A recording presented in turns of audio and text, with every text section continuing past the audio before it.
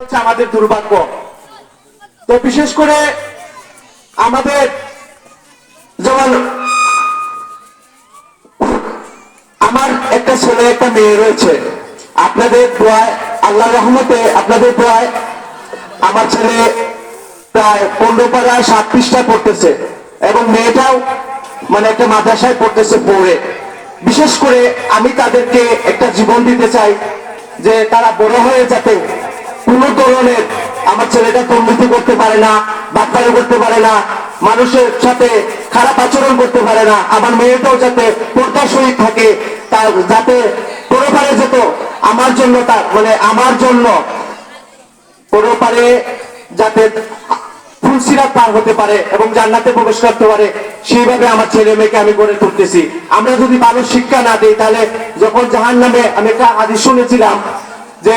ছেলে মেয়েকে বলা হবে তোমরা জাহান্নামে যাও, তখন তারা জাহান্নামে যাবে না,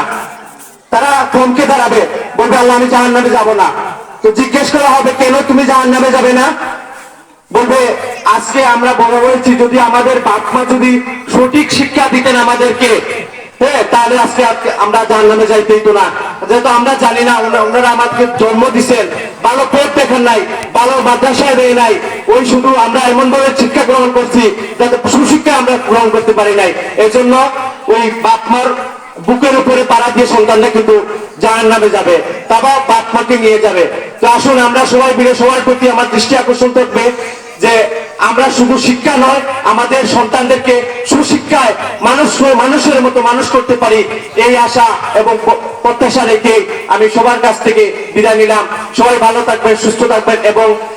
এই হাজী সাদুল্লাহ ইবতেদায়ী দাখিল মাদ্রাসা অনেক দূর এগিয়ে যাও এবং এই মাদ্রাসার প্রিন্সিপাল আরিফ খানের প্রতি এবং আমার প্রিয় ছোট ভাই সাইফুল এবং এখানে শিক্ষক শিক্ষিকা রয়েছে তাদের সকলের প্রতি